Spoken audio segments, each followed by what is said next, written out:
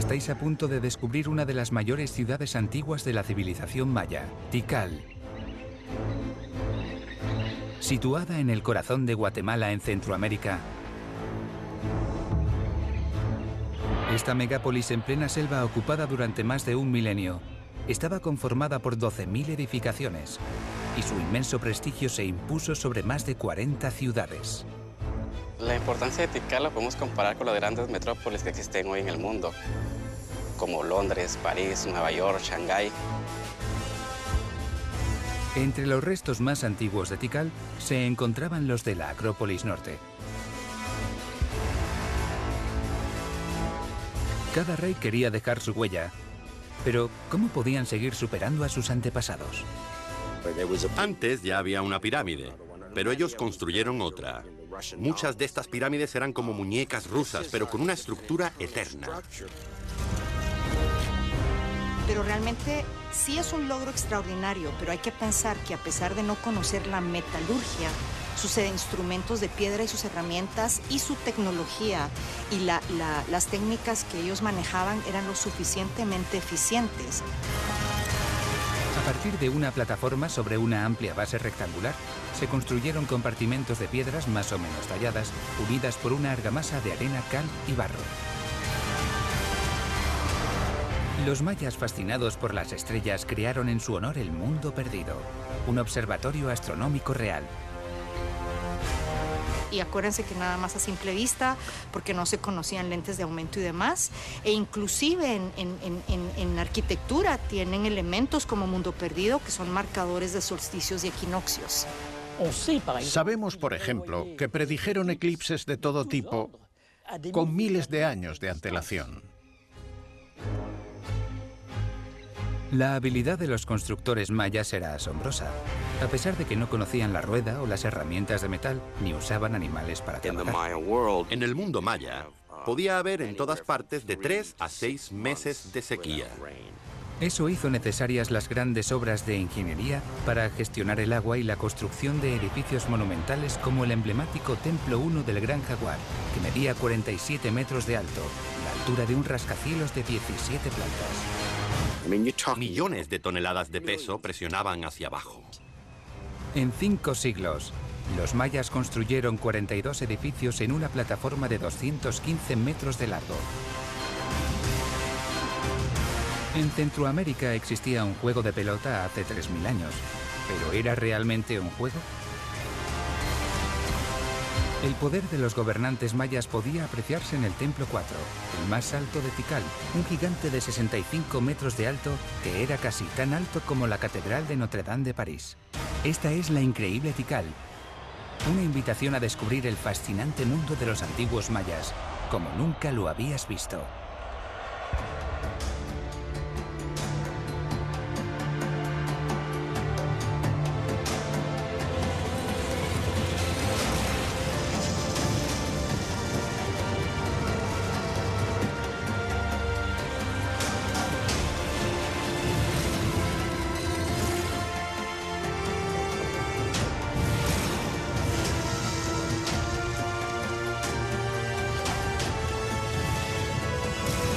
Megápolis Tikal.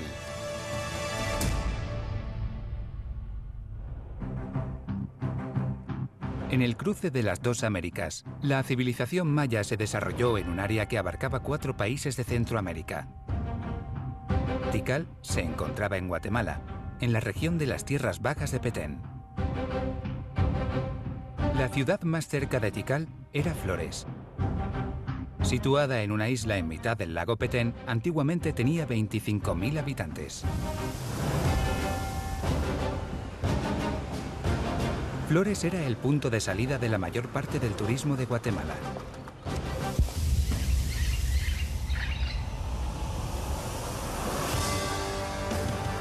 Era un recorrido que llevaba a la icónica Tikal, la mayor ciudad maya jamás construida, que estaba en mitad de un inmenso parque nacional de 576 kilómetros cuadrados. Costaba imaginar cómo en mitad de un bosque forestal aparentemente inhóspito, Una de las ciudades mayas más gloriosas pudo echar raíces y convertirse en la capital de un poderoso reino. Poco a poco, estos pueblitos de unas pocas casas se convirtieron en una ciudad real. En su origen era modesta, hasta que empezaron a aparecer los primeros edificios monumentales. La Acrópolis Norte era el complejo de monumentos más antiguo de Tikal. Se construyó en el año 750 a.C. y era la necrópolis real donde los jefes y reyes descansaban eternamente. La base de la Acrópolis Norte medía 100 metros por 80, unos 8.000 metros cuadrados, y se elevaba a una altura de 40 metros.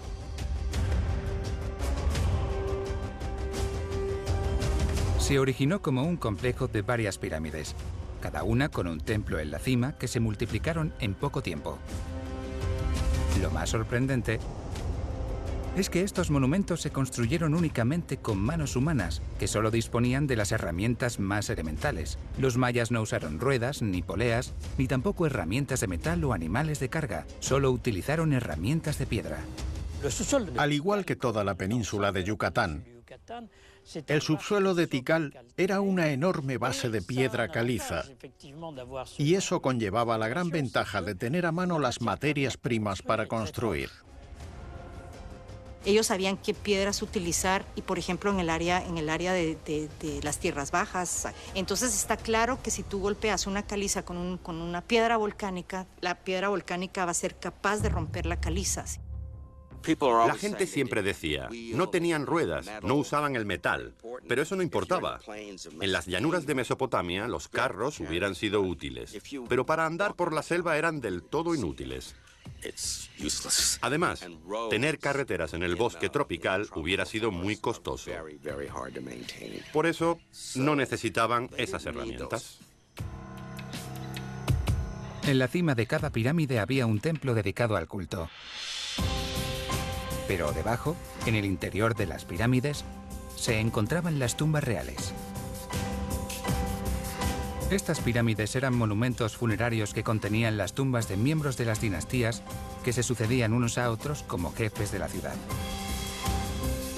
En el universo de los mayas, rendir culto a los antepasados era muy importante, y el gobernante que celebraba rituales ante las tumbas reales legitimaba la autoridad sobre sus súbditos. El rey era el intermediario sagrado entre la tierra y las fuerzas sobrenaturales. Las estelas que se podían ver a los pies de las pirámides así lo atestiguaban. Medían más de 2 metros de alto y retrataban la vida de los reyes de Tikal. En ellas había esculpidos los mayores acontecimientos de sus reinados, las victorias, las bodas, las muertes. Pero, ¿cómo llegaron exactamente estas estelas a ese lugar sagrado? Primero, los mayas cortaron bloques de piedra caliza de las minas del lugar. Cavaron trincheras con hachas de piedra que delimitaban los contornos. Después cavaron horizontalmente debajo de cada bloque para liberarlo. Esta estela medía 3 metros de largo por más de 1 metro de ancho y tenía un espesor de 45 centímetros. Debió de pesar más de 1 tonelada. Las estelas se esculpían solo una vez en el lugar, usando tijeras de sílex y mazos de madera. La orientación de las pirámides estaba alineada con los puntos cardinales. El norte correspondía al cielo, el sur al inframundo, la tierra de los muertos. El este al sol naciente, de la vida y el renacimiento. Y el oeste a las puertas de la muerte. El sol y su recorrido que observaban desde el cielo era muy importante para ellos.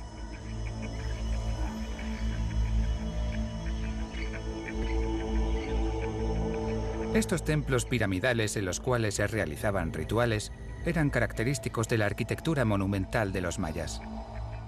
Cada pirámide era una especie de montaña en miniatura. La montaña conectaba al hombre con el cielo, mientras que cualquier tipo de cueva o agujero del suelo lo comunicaba con el inframundo. Las ciudades y sus reyes competían por ver quién erigía los templos más espectaculares, es decir, aquellos que impresionaban más a sus habitantes. Las pirámides eran parte del teatro. El rol del rey era fundamental. Ese teatro, del cual solo quedaron los escenarios, era esencial y el rey era la estrella. Se necesitaron muchos trabajadores para construir esas edificaciones monumentales. ¿Cómo es posible que los mayas pudieran construir estructuras tan enormes con esas herramientas primitivas? Si eras un rey divino, al que veneraban 150.000 personas, era fácil decir: vosotros, os vais a pasar el mes esculpiendo esta línea. El secreto de todo era el trabajo. Creo que la sociedad siempre se ha maravillado de ver estas construcciones enormes y magníficas pensando en la tecnología que manejaban los mayas. Pero realmente sí es un logro extraordinario, pero hay que pensar que a pesar de no conocer la metalurgia, sus instrumentos de piedra y sus herramientas y su tecnología y las técnicas que ellos manejaban eran lo suficientemente eficientes para llegar a este grado de complejidad de construcción, y no solo complejidad en la construcción, belleza de sus edificios.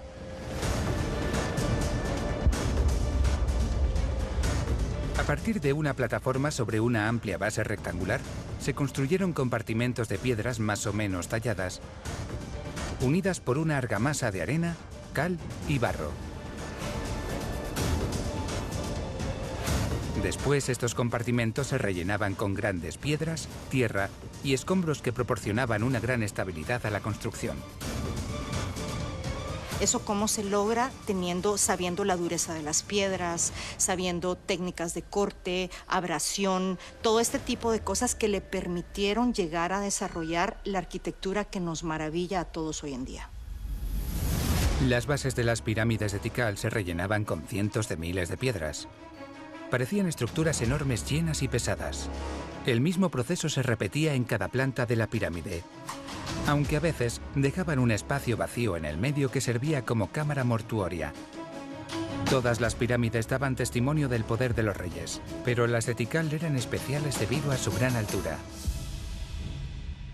Medían de 40 a 65 metros de alto y eran casi tan altas como la Catedral de Notre Dame de París. Cada rey quería dejar su huella, pero ¿cómo podían seguir superando a sus antepasados? Antes ya había una pirámide, pero ellos construyeron otra. Muchas de estas pirámides eran como muñecas rusas, pero con una estructura eterna. Ejercían una presión de miles de toneladas. A nuestro alrededor, todas las esculturas, edificios y pavimentos del centro de la ciudad estaban hechos de piedra caliza, que era fácil de extraer y esculpir, pero a la vez frágil. ¿Cómo es posible entonces que construcciones realizadas con piedras tan porosas hayan sobrevivido a través de los siglos? Los mayas dieron con la solución y las protegieron con un grueso recubrimiento protector denominado estuco. El estucado tenía dos ventajas. En primer lugar, se podía pintar mucho más fácilmente en estuco que en piedra. Y en segundo lugar, ayudaba a prevenir la erosión de las piedras. Este recubrimiento protector se podía esculpir o modelar fácilmente y era una superficie idónea para pintar encima ornamentaciones decorativas. ¿Y cómo hacían el estuco? Cogían la piedra caliza que podían obtener fácilmente del suelo y empezaban a romperla en trozos pequeños. Un foso lleno de madera era cubierto con piedra caliza y quemado a 1000 grados durante varios días para obtener fragmentos de cal viva.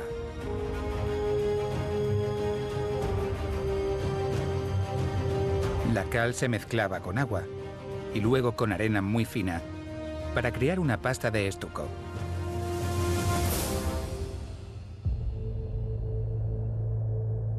El estuco no era difícil de fabricar, pero para obtener cal viva a partir de esos trocitos de piedra caliza, había que quemar grandes cantidades de madera. Necesitaban cortar árboles de 40 o 50 metros utilizando simples hachas de piedra. Solo un gran gobernante era capaz de movilizar la mano de obra necesaria. Atraer a nuevos habitantes fue algo habitual en la historia de los mayas clásicos y el objetivo principal para los gobernantes. Al atraer a la gente, los gobernantes conseguían mano de obra y esos trabajadores eran muy útiles porque les rendían tributo y también podían construir. A principios de nuestra era había unas 10 ciudades mayas que competían entre ellas, y Tikal estaba decidida a destacar entre el resto. Sus pirámides fueron un centro de poder y ofrecieron un gran espectáculo. No era como un escenario de teatro, sino como un complejo. Los edificios individualmente no tenían ningún sentido, pero si los colocabas juntos, el resultado era impresionante.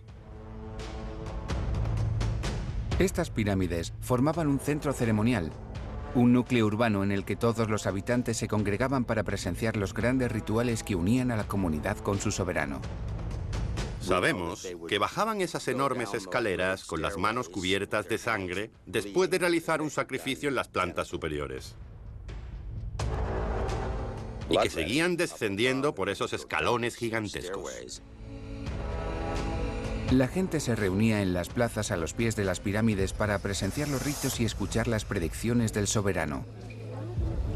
Pero la población maya era eminentemente agrícola y vivía en diferentes lugares. ¿Cómo sabían entonces cuándo reunirse en el centro de la ciudad? Lo veían en las estrellas. Los mayas tenían una concepción cíclica del tiempo, basada en la observación de las estrellas. Creían que el pasado, el presente y el futuro estaban vinculados y que solo los rituales que pretendían satisfacer a los dioses, celebrados en fechas específicas, podían predecir el futuro. La astronomía se convirtió en el fundamento de los calendarios adivinatorios que determinaban las fechas en que se debía acudir a los rituales. De hecho, los mayas tenían varios calendarios. Seguían fundamentalmente un calendario solar de 365 días, pero también disponían de un calendario que no estaba directamente relacionado con el sol y que constaba de 260 días. Los mayas se interesaron por combinar estos dos calendarios. Pero los mayas realmente, para llegar a la precisión de calendario que lograron crear, tenían que tener conocimientos astronómicos increíbles. Eran unos apasionados de la astronomía y pronto crearon un centro sagrado para estudiar la trayectoria de las estrellas. Un conjunto de enormes pirámides míticas denominado el Mundo Perdido. Este conjunto estaba situado al sudoeste de la Acrópolis Norte y era el segundo núcleo de la antigua ciudad. Lo más intrigante era que en el centro del conjunto se alzaba una pirámide de 30 metros de alto con una base de 80 metros de ancho. En sus orígenes, estaba decorada con máscaras de estuco que representaban dos jaguares y mostraba tonos rojizos principalmente. El rojo era el color del este y del amanecer. Celebraba el nacimiento del sol y de la vida en sí misma.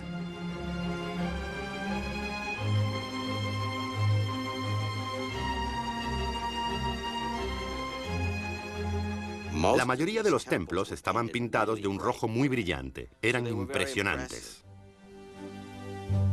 Los edificios mayas realmente eran polícromos. La paleta de colores es inmensa. Hoy lo sabemos gracias a los fragmentos de estuco que hemos recuperado en diferentes sitios.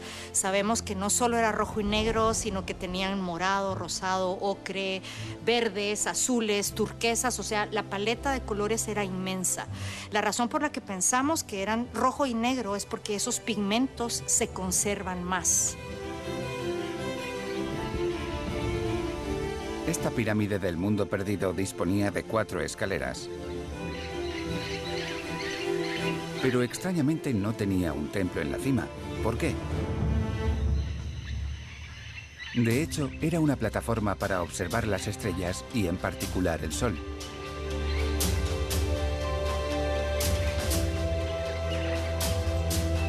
Al este se encontraba frente a 3 pequeñas construcciones conectadas entre ellas y alineadas de norte a sur.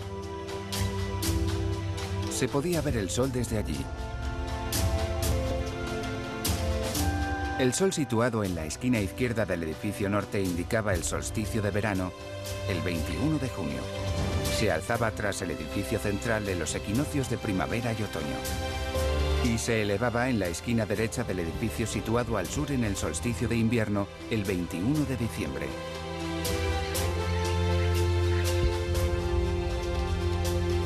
Los sacerdotes mayas observaban el curso del Sol, de la Luna y de Venus.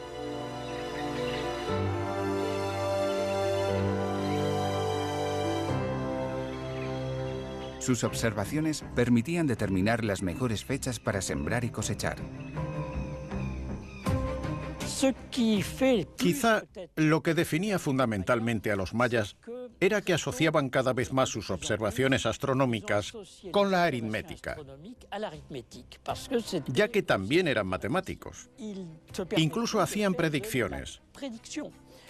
Sabemos, por ejemplo, que predijeron eclipses de todo tipo con miles de años de antelación. Sí, y acuérdense que nada más a simple vista, porque no se conocían lentes de aumento y demás, e inclusive en arquitectura tienen elementos como Mundo Perdido, que son marcadores de solsticios y equinoccios.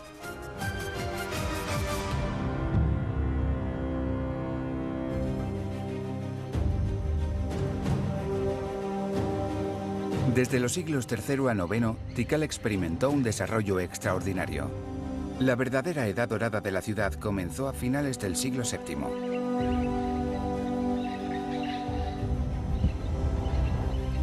En aquella época gobernaba a unos 2 millones de habitantes y su influencia se extendía sobre docenas de ciudades, pueblos y aldeas.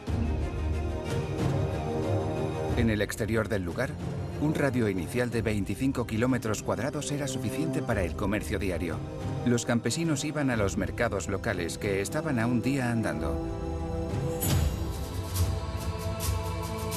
A lo largo de su historia, Tikal también desarrolló sus relaciones, especialmente las políticas, con ciudades lejanas, como Copán, en Honduras, Caracol, en Belice, e incluso Teotihuacán, situada a 1000 kilómetros al oeste, en México. El comienzo del año 378 supuso un importante punto de inflexión. Teotihuacán, que estaba a 1000 kilómetros de distancia y era considerada la metrópolis más grande de Centroamérica, multiplicó sus relaciones con poblaciones lejanas y puede que llegara incluso a invadir a Tikal. A finales del siglo IV, los contactos, interacciones e invasiones eran propios de Teotihuacán. Había que ver a Teotihuacán para conocer su importancia. Era una gran ciudad del centro de México. Estaba involucrada en todas partes. Tenía un enorme sistema económico, atraía los recursos y construía pirámides. Era enorme. Todo era inmenso. Era un lugar impresionante. Pero lo que creo es que después de este contacto con el líder, el representante de Teotihuacán se instaló. Mató al rey, se casó con su hija y después formó una descendencia mixta de mayas y teotihuacanos. Muchos expertos aún se preguntan por qué la poderosa Teotihuacán invadió a Tikal, que estaba a 1000 kilómetros de distancia. Era una ciudad de la cual era un ejemplo para las demás. Podemos imaginarnos en esa época otras ciudades hablando sobre Tikal, así como hablaban en Roma, en otras áreas de su imperio. Podían hablar de la grandeza, de lo grande que eran sus edificios, de su arte, de sus ceremonias, de sus actividades políticas. Hoy en día, la gente dice que los invadieron porque querían comerciar, pero eso no era lo que querían. El bosque tropical tenía un déficit de recursos porque no había alimentos. Tampoco tenían piedras duras, obsidianas ni jades. Todas esas cosas se importaban de las tierras altas. La importancia de Tikal lo podemos comparar con las grandes metrópolis que existen hoy en el mundo, como Londres, París, Nueva York, Shanghái. Era un centro de poder político, económico, cultural, tenía una influencia. Es probable que Tikal fuera invadida por su prestigio y gran fama. Podemos imaginar que Teotihuacán deseara fortalecer su dominio sobre el mundo maya. Después de eso, muchos elementos arquitectónicos adoptaron el estilo de Teotihuacán y de las ciudades de México.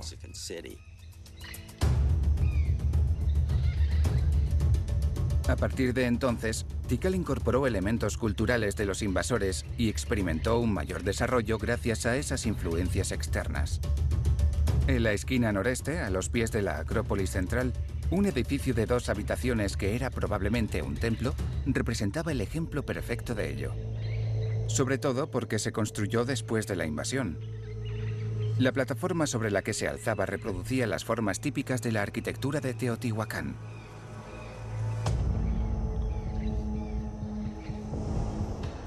El hecho de que se construyera tanto tiempo después de que Teotihuacán se involucrara en los asuntos de Tikal mostraba el efecto duradero que tuvo la metrópolis de México en las tierras mayas. Pero Tikal se había convertido mucho antes en una gran ciudad con muchas ciudades y pueblos periféricos. Además, los trabajadores emigrantes que vinieron a construir los monumentos contribuyeron al aumento de la población. Es la época de apogeo. Es donde vas a encontrar la arquitectura de mejor calidad, las pirámides más grandes, los estucos más gruesos. O sea, realmente en términos tecnológicos, el preclásico tardío es precioso. Tikal tenía una población de más de 60.000 habitantes y el corazón del lugar cubría una superficie de 16 kilómetros cuadrados. Estaba rodeada una zona intermedia que comunicaba con una periferia rural de 63 kilómetros cuadrados que era residencial y agrícola a la vez. Sus victorias sobre las ciudades rivales incrementaron su poder. En las ciudades-estado, los conflictos armados o las alianzas para establecer el poder de los reyes eran muy frecuentes entre los nobles o familias gobernantes. Los mayas también eran guerreros. O sea, la idea de la guerra es interesante porque durante mucho tiempo se pensaba que los mayas eran pacíficos y que era un estado teocrático y que solo se dedicaban al estudio astronómico. Y no fue sino hasta mediados del siglo XX que empiezan a estudiar y darse cuenta que hay muchas representaciones de personas con armas. O en las que el rey tenía un prisionero a sus pies o incluso lo pisoteaba. Un gran rey se medía por el número de guerreros que era capaz de mantener cautivos. Parafernalia de guerra, entonces se empiezan a preguntar, y si ya cuando ya empiezan los estudios más a profundidad, se ve que los mayas han estado, como cualquier otra sociedad del mundo, en guerra todo el tiempo. En Tikal, los tributos, las conquistas y los matrimonios suministraron muchos recursos a los nuevos gobernantes y dieron un nuevo impulso a la construcción.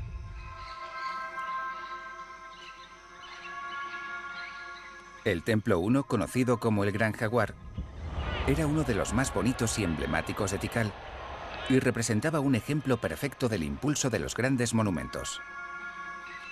Situado en el sur de la Acrópolis Norte, el Templo 1 se construyó a principios del siglo VIII. Tardó 15 años en construirse. Al observar este templo era imposible no caer impresionado ante su tamaño colosal. Medía 47 metros de alto y estaba hecho con piedra maciza. En Tikal, el Templo 1, conocido como Gran Jaguar, se ha convertido como el emblema de la ciudad.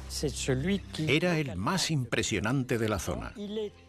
Tenía el estilo característico del arte de Tikal, que destacaba sobre el resto de ciudades por su verticalidad y por el tamaño de la piedra que coronaba la cima del templo. La importancia de ese templo es que fue de las primeras estructuras solas. Normalmente los templos mayas miraban hacia el este, pero en este caso era diferente. En general, en la orientación maya, el este tiene una posición privilegiada, el este. Y en este caso, el Gran Jaguar está viendo hacia el oeste. Y es esta idea del tiempo cíclico, ¿no? O sea, sale el sol, que es tu día, y cuando se mete que está en el inframundo. Para los mayas, el universo se organizaba en 3 mundos superpuestos. En la cima había el mundo celestial de los dioses, que era la fuente de luz y vida. El centro era el mundo terrestre en el que vivían, y debajo se encontraba el inframundo, que era el reino de la oscuridad y la muerte.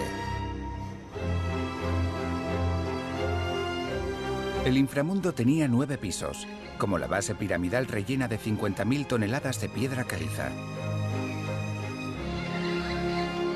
En la parte superior, el templo dedicado a un gran rey miraba hacia el atardecer y también hacía frente al templo de su mujer. En la cima del templo en sí, había una corona de piedra o una crestería, que era un bloque decorativo de mampostería situado en el techo. Ahora no queda apenas nada, pero para hacerse una mejor idea del diseño del edificio pueden observarse estas imágenes generadas por ordenador. La crestería era un muro de 10 a 15 metros que se elevaba en el cielo desde la parte posterior del techo. Estaba pintada y esculpida. Ese tipo de cresta era característica en la decoración de los templos de Tikal. En la fachada podía observarse una imponente escultura del soberano en su trono. El Templo 1 no solo es de los primeros edificios individuales que hay, que te digo que es una característica de la arquitectura del clásico temprano. Entonces eso creo que es una de las características que tiene todo esto de lo que se conoce como temprano, el basamento piramidal, el templo reducido y una gran crestería sólida en la parte superior. Esta pirámide era un monumento a la dinastía dedicado al gran rey Yasó Chankawil, el soberano número 26 de Tikal. Gracias a las estelas, sabemos que fue el más famoso de los 33 reyes que reinaron en Tikal. Chankawil fue el primer gran rey, un muy buen soberano. Todo lo que hacía era carismático. Se le daban muy bien los matrimonios, las alianzas, el baile, la guerra y cualquier cosa. Bajo su influencia, Tikal empezó a prosperar realmente. Su tumba se encontraba a 6 metros bajo tierra, a los pies de la pirámide, en una cripta. Desde la cima podía verse que la pirámide era un pedestal del templo dedicado al culto de los dioses y los ancestros. La vista desde la cima era espectacular, y la multitud quedaba impresionada ante la imagen espectacular del soberano que celebraba los ritos allí acompañado, entre vapores de incienso por sacerdotes y músicos. Por así decirlo, y usando un anacronismo, era el tipo de comunicación del gobierno actual. El rey era bueno si se comunicaba bien y si podía hacer que la multitud le siguiera como en una comunión. Podía decirse que era un teatro de Estado. La música podía resonar con fuerza porque el edificio y la gran plaza ofrecían una resonancia acústica impresionante. El Templo 1 per se, o sea, es decir, como edificio individual, no tiene propiedades acústicas propias. Lo que tiene propiedades acústicas es toda la plaza. Una de las grandezas de tener esas superficies de estuco era que se conseguía un efecto acústico sorprendente. De forma que cuando el rey hablaba desde el templo o desde abajo, todo el mundo podía oírle, como si tuviera un micrófono. Piensa también en danzas, en música, porque la música era muy importante de los rituales. Entonces, en este espacio, con esta acústica fabulosa, ha de haber sido una experiencia increíble. El interior del templo constaba de 3 habitaciones pequeñas. El jaguar que estaba representado era una figura muy presente en los mayas. Era el mayor depredador de la selva y representaba el poder político. Y de alguna forma en la sociedad maya se conoce que solo los gobernantes, altos jerarcas en la élite y los chamanes podían portar elementos de jaguar. Es decir, el jaguar se consideraba un animal sagrado. En el interior del edificio, la arquitectura era muy original y característica de todas las construcciones mayas. Tampoco hay que olvidar que lo único que tenían era herramientas de piedra. Para crear estancias dentro de los edificios de piedra, los mayas desarrollaron la técnica de la bóveda falsa o de la bóveda de voladizo. Construidas en la cima de los muros longitudinales, estaban hechas de diferentes capas de piedra que se superponían un poco, capa por capa, y que estaban unidas con una argamasa. Los dos lados de la bóveda se unían gradualmente y luego se cubrían con una losa que unía los dos lados. Al lado del Templo 1 había una zona inusual, que en realidad era un estadio. Como mucha gente en Mesoamérica, los mayas jugaban a pelota, pero para ellos no era realmente un juego. El juego de pelota le llamamos juego de pelota por analogía porque hoy día tenemos juegos con una pelota. Pero realmente el famoso juego de pelota maya o juego de pelota mesoamericano es más un ritual que un juego. Es decir, se sabe por crónicas coloniales que en algunos lados se hacían apuestas, a ver quién ganaba, quién perdía. Pero sabemos muy poco acerca de las reglas del juego, pero realmente era un ritual que de alguna forma la pelota representaba el sol y la idea era mantener al sol en movimiento. Políticamente, parece ser que solo los lugares que eran capitales tenían una cancha para jugar. De hecho, era un emblema del poder de la ciudad. Sabemos por las inscripciones que en algunas ocasiones se invitaba a los juegos de pelota a todo tipo de dignatarios. Se pretendía impresionarlos, por supuesto, o resolver conflictos. El campo se dividía en dos para situar el día frente a la noche. Los dos equipos se lanzaban una pelota de goma dura de 15 a 20 centímetros y que pesaba unos 3 kilos. Parece ser que la pelota no podía tocar nunca el suelo y que para devolverla no podías usar el pie, las manos o la cabeza. Por eso jugaban con las caderas, las rodillas, los codos y los hombros, delante de una audiencia que se sentaba en las plataformas laterales. El campo representaba el universo y la pelota en movimiento simbolizaba el recorrido del sol. La realidad es que no sabemos qué final tenía el juego. Sabemos que como un ritual, el juego de pelota no se hacía todos los días, era parte de una serie de actividades, de ceremonias, donde pudo o no haber sacrificios humanos asociados o no con el juego. Dicho esto, el baño de sangre, especialmente de los jefes y por autosacrificio, era una práctica importante que aseguraba la continuidad del mundo. Para los gobernantes, el ritual era un deber que solía hacerse en público. Su otro deber más importante era solucionar los problemas de sequía.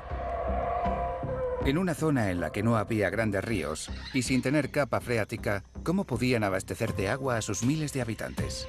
Los amplios pantanos que había al este y oeste del lugar debieron atraer a los primeros ocupantes de Tikal. Su gestión del agua y de los humedales era muy ingeniosa y eficiente. No hay que olvidar que en su punto álgido, el Gran Tikal tuvo una población de 40 a 60.000 habitantes. Debían encontrar soluciones sostenibles para abastecerse de agua. ¿Y qué hicieron los mayas? En primer lugar, cultivaron y ajardinaron los campos al borde de los pantanos y crearon canales para regarlos o drenarlos. El agua definitivamente es vital para cualquier sociedad. En el caso del Petén, que se consideran las tierras bajas centrales, tenemos la ventaja que hay agua en superficie, hay lagos y ríos. Era un bosque tropical y no un bosque húmedo, porque tenía una estación seca. Este hecho sorprendía a la gente por la cantidad de lluvia que veían al año. Pero en el mundo maya, podía haber zonas en que no lloviera de 3 a 6 meses. Entonces ellos tienen que estar en capacidad de poder guardar agua para estas ocasiones. En segundo lugar, y seguramente por iniciativa de diversos gobernantes, los mayas realizaron una hazaña de la ingeniería al crear enormes embalses de agua potable en el corazón del lugar, con el fin de abastecer a la élite que vivía allí y a las personas que estaban a su cargo. ¿Cómo lo hicieron? Los mayas desde tiempos muy tempranos, desde el formativo, desarrollaron toda una técnica que podríamos llamar ingeniería hidráulica. Es decir, ellos diseñaron sus ciudades de manera donde las plazas son áreas de captación a cielo abierto y podían conducir el agua a reservorios. Los enormes embalses eran en su mayoría canteras. Era interesante porque a medida que una ciudad crecía, había que cavar más para construir templos. Al mismo tiempo, el embalse se hacía más grande. Los embalses o reservorios, como todas las estructuras importantes, se fabricaban con piedras calizas porosas y se cubrían con arcilla para impermeabilizarlos. Los mayas tuvieron la idea de usar sus grandes edificios para abastecerlos. El enorme embalse al sur de la Acrópolis central recogía el agua que caía en el edificio. Gracias al estuco que cubría todas las edificaciones, las aguas pluviales y las violentas lluvias monzónicas fluían fácilmente. Esto se debía a la pendiente de los edificios y a su altura.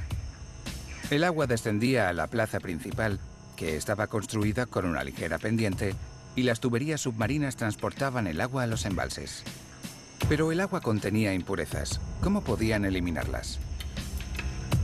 La solución de los mayas fue usar arena de cuarzo, que habían colocado encima de la capa de arcilla del embalse para filtrarlas. Así, inventaron un sistema de filtración para limpiar el agua. Entonces consideramos que ese primer tanque era una especie de filtro que hacía el agua pasa por ahí, luego llegaba al tanque del reservorio que se llama el templo, que está un poco más alto. Es obvio que la gestión del agua formó parte de un verdadero plan urbanístico en Tikal.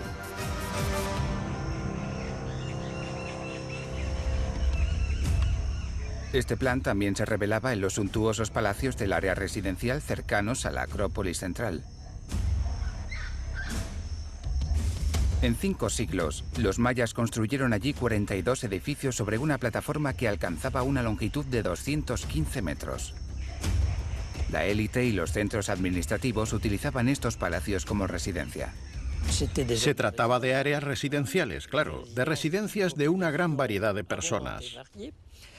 También eran zonas de recepción o de reunión. La organización territorial de las ciudades mayas era diferente a lo que se conocía. No había edificios contiguos que dieran a las calles, sino conjuntos de casas que se organizaban alrededor de un patio interior. Este edificio complejo situado al este de la Acrópolis central servía como residencia de nobles y reyes. Y estando a solo 100 metros del centro ceremonial, debía ser el hogar de alguien importante.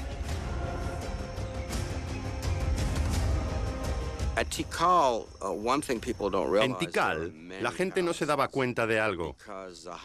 Había tantos palacios porque pertenecían a la alta nobleza. Solo se veía una pequeña parte del lugar. Los nobles pasaban mucho tiempo bajo sus enormes toldos. Usaban almohadas y cojines para estar cómodos. Por la noche hacía frío en la selva, como en los castillos de Europa, y se estaba muy incómodo. Por suerte, disponían de grandes braseros que hacían que la noche fuera más soportable. Las plantas de estos hogares acomodados estaban cubiertas con estuco, aunque este no tenía el aspecto grisáceo de piedra caliza que se ve hoy en día. Gracias a la reconstrucción de imágenes generadas por ordenador, podemos echar un vistazo al Palacio Mahler. Puede apreciarse la gran diferencia entre la arquitectura civil de las élites y la arquitectura religiosa. Los edificios religiosos se construían verticalmente, mientras que las residencias eran horizontales. A pesar de disponer de 2 plantas y de sus ricos ornamentos, el Palacio Mahler era mayormente horizontal.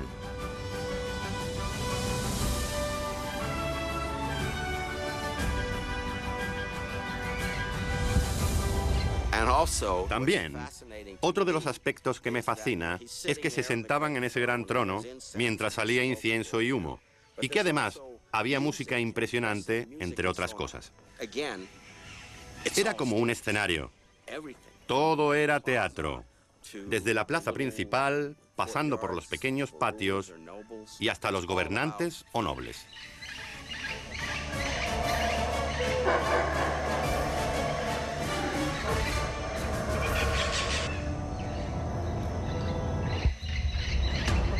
Ahora vamos a descubrir la mayor pirámide de Tikal. Un gigante de más de 60 metros de altura que pesaba miles de toneladas. El Templo 4. Situado a 600 metros al oeste de la plaza principal, el majestuoso Templo 4 de Tikal es la estructura precolombina más alta de las Américas que aún sigue en pie. Era un gigante que medía 65 metros de altura y que era casi tan alto como la Catedral de Notre Dame de París. Esta pirámide era sin duda un monumento funerario porque reunía las mismas características que el resto. Se estima que los materiales de construcción necesarios para edificar esta pirámide y su plataforma alcanzaron unas cifras de vértigo, 190.000 metros cúbicos. Y todo el peso recayó en las espaldas de los trabajadores que se contaban por cientos. En la cima del Templo 4, un panorama suntuoso del lugar premiaba a los que ascendían a la cima con esfuerzo. Mirar más allá de la cubierta forestal era como estar en la cima del mundo.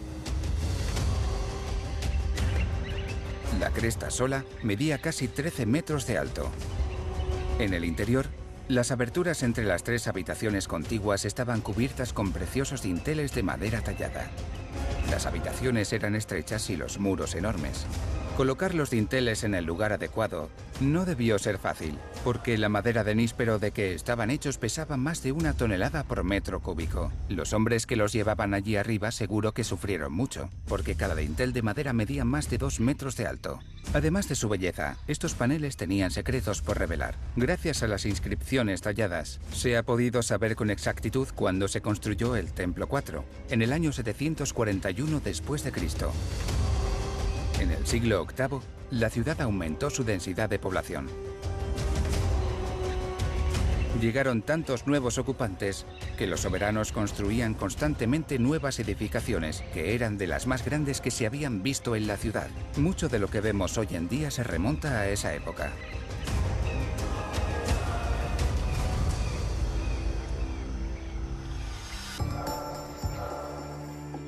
Una invención tecnológica increíble revolucionó nuestro conocimiento sobre la civilización maya. Una técnica de detección láser denominada LIDAR. Con su ayuda, ahora puede verse a través de las densas capas de árboles. Esta técnica supuso un gran paso adelante para la investigación. Un arqueólogo habría tardado 1 año en descubrir lo que en 2016 LIDAR hizo en solo 2 días. El LIDAR es fantástico para descubrir canales, modificaciones al paisaje, terrazas de cultivo, cosas que por la vegetación no la ves. Aparecen los edificios, claro. Pero puedes ver también los contornos de los campos y bancales, la explotación de los humedales, los caminos que conectan los diversos barrios y las carreteras que llevan a diferentes lugares. En un lugar como Tikal, solo se ha excavado el 10 o el 15%. Por eso, LIDAR ayuda mucho. Especialmente al principio, porque reemplaza el reconocimiento terrestre y permite ver las cosas más fácilmente. Desde 2016, el mapeo de LIDAR ha mostrado que Tikal era mucho más grande de lo que los arqueólogos sospechaban. Todos los pueblos mayas construidos con materiales perecederos han desaparecido. Los expertos creían que Tikal estaba rodeada de 3.000 estructuras que formaban centros secundarios o pueblos, pero LIDAR ha revelado que no eran 3.000, sino 12.000. Y para Tikal, sobre todo, logró demostrar que tal vez estaba mucho más densamente poblado de lo que se pensaba anteriormente. Esta ciudad maya tenía un aspecto rural y eso no era habitual en el oeste. Era un centro urbano rodeado de muchas explotaciones agrícolas. Alrededor de las ciudades, y Tikal no es excepción, tienes grandes extensiones de campos de cultivos con agricultura intensiva, terrazas, campos drenados, campos elevados que ya te dan una mayor producción de alimentos que sirven para nutrir a la población. Este entretejido de la ciudad y el campo era lo que probablemente distinguía a estas ciudades clásicas. Lidar nos abrió la caja de Pandora del verdadero entendimiento.